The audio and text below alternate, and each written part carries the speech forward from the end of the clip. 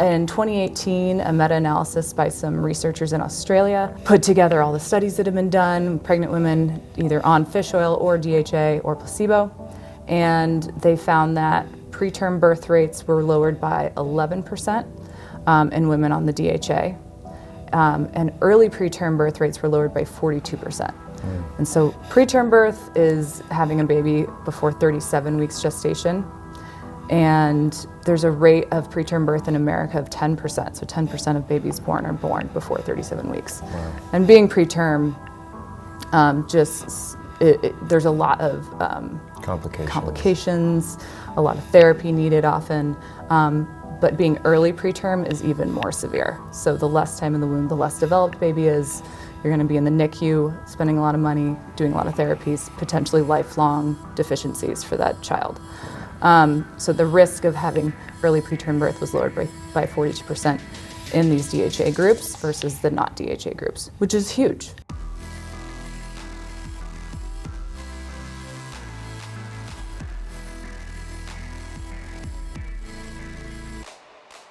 What's going on, guys? All right, so this episode is really important, friends. I highly encourage you to check out the show notes and the scientific articles, because what Kristina Jackson, Dr. Jackson, is going to share with you has the ability to really help a lot of women who are pregnant, a lot of people who are expecting to get pregnant and want to have kids in the future.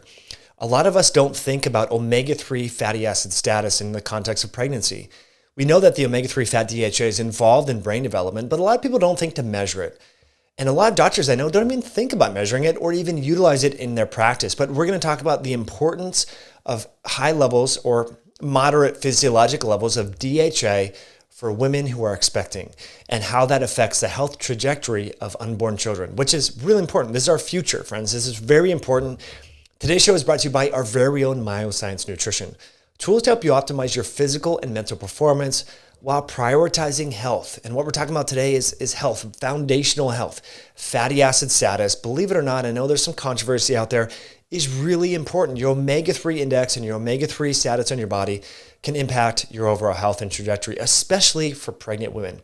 So one of our flagship products is a monoglyceride concentrated omega-3 fat derived from Alaskan fish. That's really clean. We third-party test every lot with a Canadian group called the International Fish Oil Standards Group that looks at heavy metals, short-term oxidation markers, that looks at label claim to make sure that we're meeting label claim. It's a really, really clean product, the Opti Omega-3 monoglyceride, which is amazing. So we have it available on Amazon, also on our website. I would definitely click the link below, and there's a link where you can save and learn a little bit more about this formulation.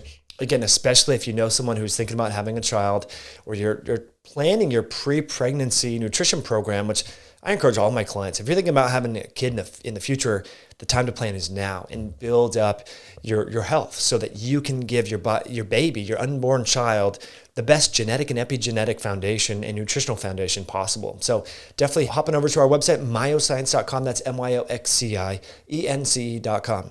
Also, the links to the articles that we talk about will be linked below, as well as Omega Quant. So thanks for tuning in. Let's cut back to it with Kristina. Hey friends, welcome back. It's Mike here. Thanks so much for tuning in. We're in Sioux Falls, South Dakota here at Omega Quant with Kristina Jackson. We're going to talk all about pregnancy and DHA and omega-3s. And so we've had your father on, Bill Harris, to talk all about the omega-3 index. So I'll put links to that video so people can kind of freshen up their chemistry on that. Yeah. But yeah, your father shared some amazing insights that you were kind of unearthing here and helping folks to realize the vital role of DHA in pregnancy. Yeah, thanks for talking to me about this. Sure. DHA originally, I think, was looked at in pregnancy because the brain and the eye are so rich in DHA compared to the rest of the body, and it's structurally necessary. So a baby growing needs DHA to make the brain and make the eye. And if it's not structurally there, the brain and eye don't work as it's supposed to. So that was really where a lot of the research started.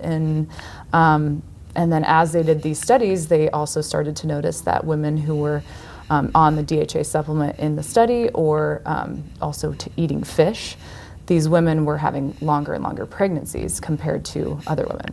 And not so long that they're going post-term, post 42 weeks, but 6 days longer on average than the placebo group, the people who weren't taking DHA. Can we just pause real quick? I think that's pretty interesting to first talk about, is DHA part of the structural integrity of the brain? Like, isn't our brain comprised of a lot of DHA? Yes. Like the cortical material and stuff like that? Or? Yes, it's so rich. It's part of every cell. So we're at Omega Quant, we measure cell membrane, red blood cell membranes, which are all made up of fatty acids. And the brain is also made up of cells, so its cell walls are made up of fatty acids. And the brain in particular has a need for a lot more DHA than all the other cells in our body to function, for whatever reason. I was just looking at some research, I think it was rat brains, and their brains were 20% DHA, and our red blood cells are 4 to 8 to 12%. So it's like twice as rich in our brains. And the eyes are the same. It's this structure, part of the structure of the eye actually needs DHA specifically. Its structure, it's kind of like amino acids, and they're kind of building blocks. So that's I think where it really started. But EPA and DHA are in every cell in our body and affect inflammation. And I think that's the piece that is, that's affecting the preterm birth and why that's happening. So with the brain and eye development, there was a lot of research that showed good results and then some that didn't show anything. And it just kind of got messy and kind of just, we aren't really sure where to go at this point as far as like, is your baby's brain going to be, or is your baby's IQ going to be a lot higher if you take DHA just during pregnancy? We don't know. But women who eat fish their whole life tend to have kids with higher IQs, or that's the seafood intake is related to better IQ, better brain development. Two kind of different things, but we think DHA is playing a role in that brain structure, and that allows kids to learn and to be able to develop properly. And so there's a lot still to unpack in that field, but this preterm birth area is so much easier to study because you know if a kid or if a baby is born early. It's a lot less difficult compared to seeing how a kid is learning, how the eye works. That's a much more difficult thing to study than this is gestation, this is your birth date, or this is your due date, and did you come early, did you come late? It's very easy. So in 2018, a meta-analysis by some researchers in Australia put together all the studies that have been done, pregnant women either on fish oil or DHA or placebo, and they found that preterm birth rates were lowered by 11% in women on the DHA, and early preterm birth rates were lowered by 42%. And so preterm birth is having a baby before 37 weeks gestation, and there's a rate of preterm birth in America of 10%. So 10% of babies born are born before 37 weeks. Wow. And being preterm, there's a lot of complications, a lot of therapy needed often. But being early preterm is even more severe. So the less time in the womb, the less developed baby is. You're going to be in the NICU, spending a lot of money, doing a lot of therapies, potentially lifelong deficiencies for that child. So the early preterm birth rates being dropped by 42%. The risk of having early preterm birth was lowered by 42% in these DHA groups versus the not DHA groups, which is huge. Like, that's drug level, in my opinion. And so with that finding that was pulling together, I think it was 20,000 women, 70 studies. That's a pretty strong finding, in my opinion. So that came out in 2018, and then along with that, a much smaller study came out from Denmark, and they found that blood levels of EPA and DHA were predicting which women had early preterm birth versus those who went to term. So it was a case control study. They had 300 women who went to term and 300 with early preterm birth, and looked at their blood levels earlier in pregnancy, and were able to see that women with low blood levels of omega-3s were 10 times increased risk of being an early preterm birth case. So those two together, those studies coming out so quickly, made us think we should have a blood level that we are shooting for in pregnancy because it's very different from just your average person. Pregnancy is a completely different state.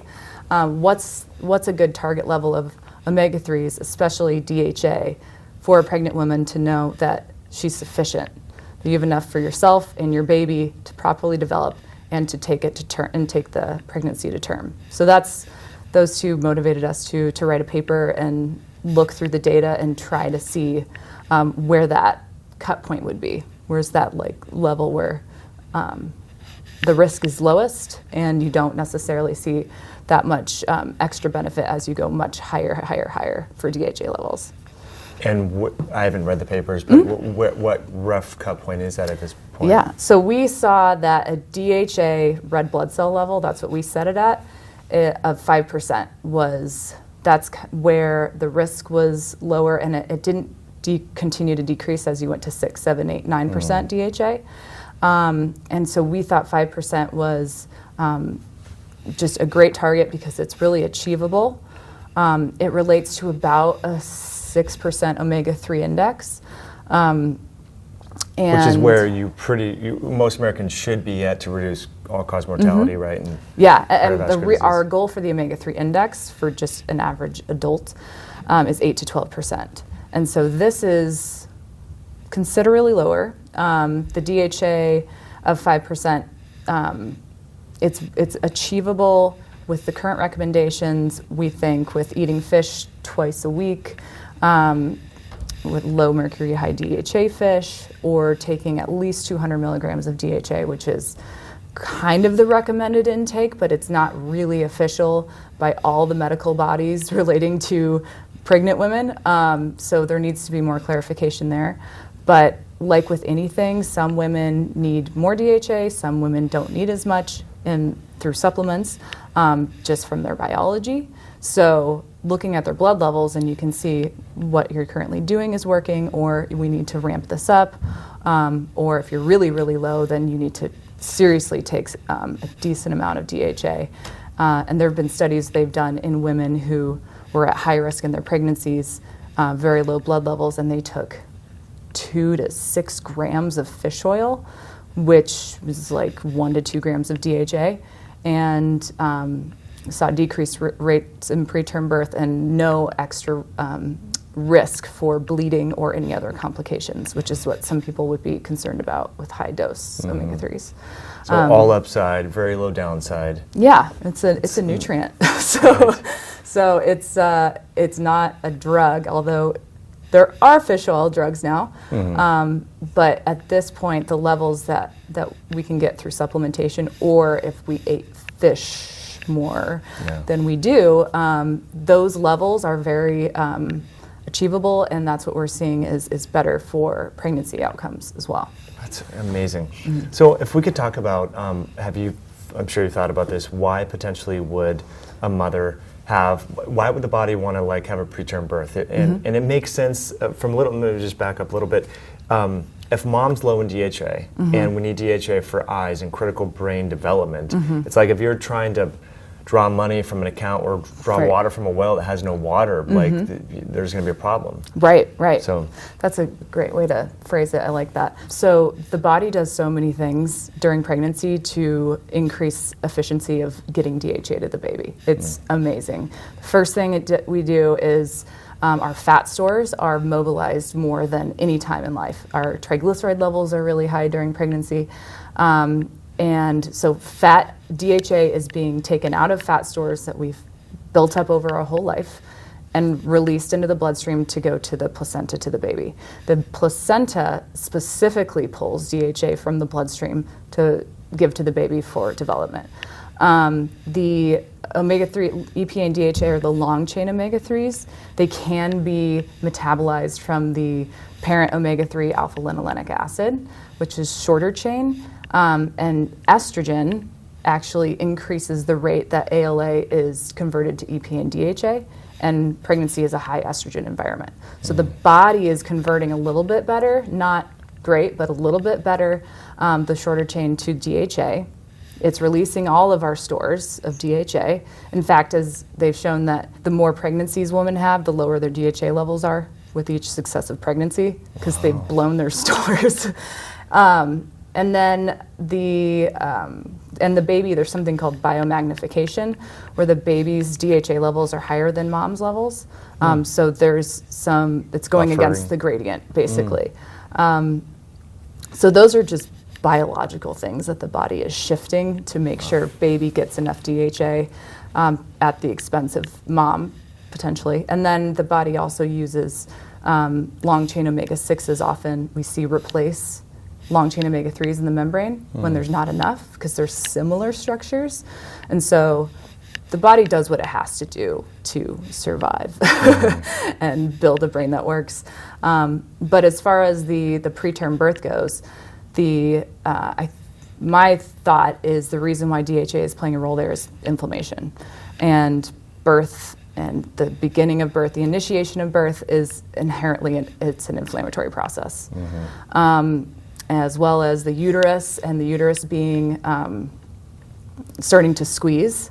That is all signaled through prostaglandins, which are made from arachidonic acid, and DHA replaces arachidonic acid in membranes, so having high DHA kind of lowers that level a little bit. So having like a less primed, a less inflammatory environment, an environment that's less primed for excess inflammation can slow down how quickly birth comes on. So I think because DHA is in all these cells, it's in all of our organs because it's in every cell, it has effects on all these different areas. So for preterm birth specifically, I think it's happening at the uterus level and that initiation of birth. But I don't know for sure. That's just my guess. That seems to make sense to me. Yeah. Totally. Yeah. That makes a lot of sense. So by increasing the body stores of DHA, kind of reduce inflammation, and a lot of papers out there talk about even in fat cells and so forth, and one of the mechanisms reducing triglycerides in adults is by maybe reducing fat cell inflammation. So never thought about that at the level of the uterus, which is pretty exciting. Yeah. Gosh, that's incredible. It's pretty wild. So if someone is trying to get, let's say they're like, in a year or two, my fiance, my boyfriend, and I, or husband, are going to have kids. Yeah. Probably a better time to start, like the earlier lead into it, So dosage-wise, have you seen individuals have better success raising their omega-3 index with pure DHA or DHA enhanced or concentrated forms, or just general fish oil? Or in general, DHA, if you're doing a pure source, DHA raises both EPA and DHA, and taking just EPA actually decreases DHA. So either fish oil or pure DHA is a good option. Okay. If you're preconception, I would shoot for actually looking at your omega-3 index and getting that in 8 to 12% range.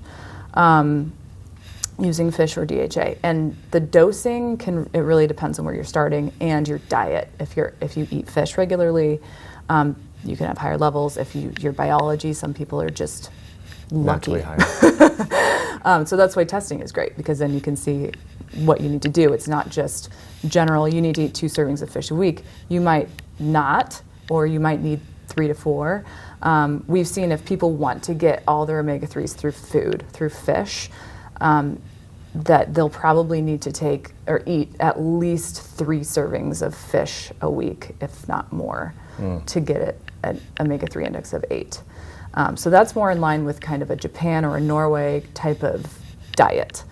Not so much here, but you can do it. And then if you want to add supplements in or do a little bit of both, always look at the dosage on the back of the supplement and make sure you're getting what you need. So we have a calculator on our website where you can put your omega-3 index in and then what you want to be at. So if you test and you're at a 5% and you want to be at 8, we can calculate how many milligrams of EPA and DHA you should be shooting for each day. That's awesome. And then you can take that, look at your supplements, see, I'd say I need 600 milligrams a day to raise my index that much on average. Then I can look and see, okay, this supplement will give me 601 pill of EPA and DHA, or this one takes 3 pills to get 600 milligrams. So you can comparison shop a little bit and figure out, like, where should I even start? What dose should I look at? But there are so many different types of supplements, and their formulations change a lot, so we don't really recommend any, but we recommend that people know what they're buying and make sure they look at that back facts panel and look at serving size and the actual amounts of EPA and DHA, not total omega-3, not other omega-3. Those really don't matter. Those won't affect your omega-3 index.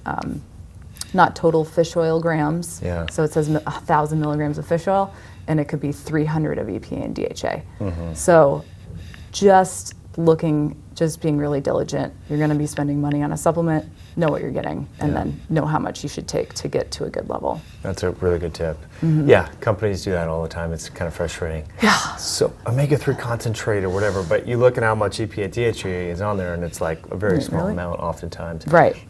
So I'll put a link right below this video to that calculator. I didn't know you had that calculator. That's really a cool, gives people a little target to shoot for, because everyone, otherwise they just say, well, my friend said take 3 grams a day, so I'm taking 3 grams. You're like, well, maybe you don't need to take that much. Right.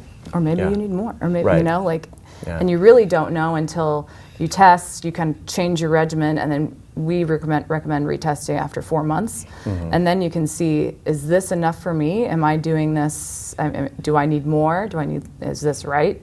The other thing that I think can trip people up is taking your supplements with food is actually really helpful to absorbing it. Talked to someone the other day that they were taking their supplements with a green smoothie that had 0 fat. And so their body was not primed to absorb fat, and they just basically passed their supplement through. And they'd been taking a gram of fish oil for a year, and they were at a 4%. And it's like, it's not actually getting in your body. So eating a meal with fat and having your supplement with that is the best way to make sure you're actually getting all that EPA and DHA from the supplement. It's a good tip.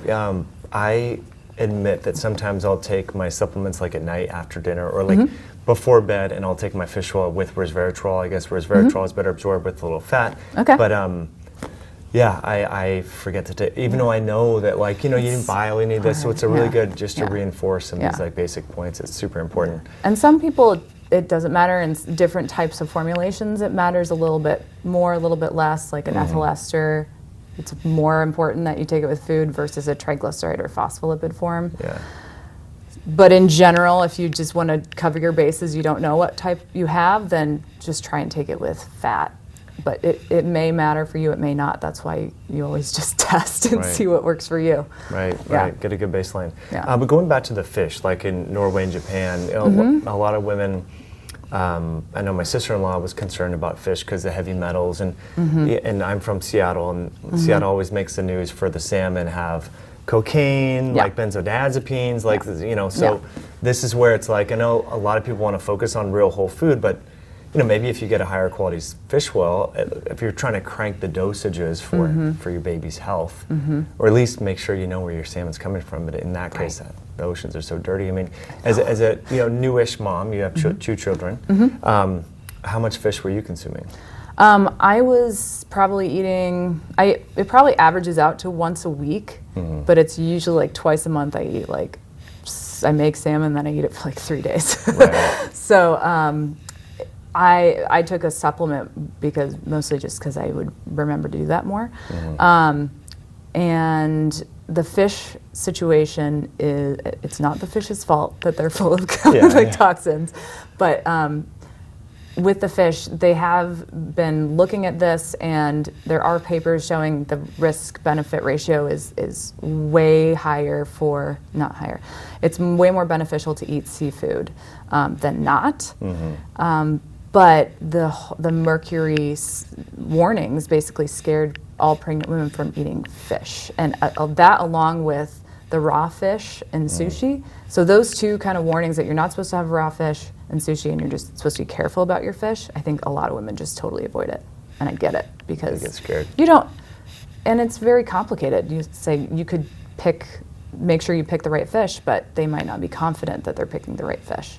And thankfully, from what I've seen, most of the fish available to us that we eat is quite low in mercury or PCBs, and the limits of detection, the EPA's standards for mercury are really, really low as well before toxicity happens. And even they've shown that even people with high omega-3 levels and then high mercury levels because they are eating a lot of fish, it is a net benefit. The mercury is not having the detrimental effects on their kids' mental status. However, it's still scary. You can say all the studies you want, but it still has kind of a knee-jerk reaction. So I like the option of a supplement. They are pretty pure. There isn't mercury in them. They're getting more and more concentrated all the time. Really pretty cheap.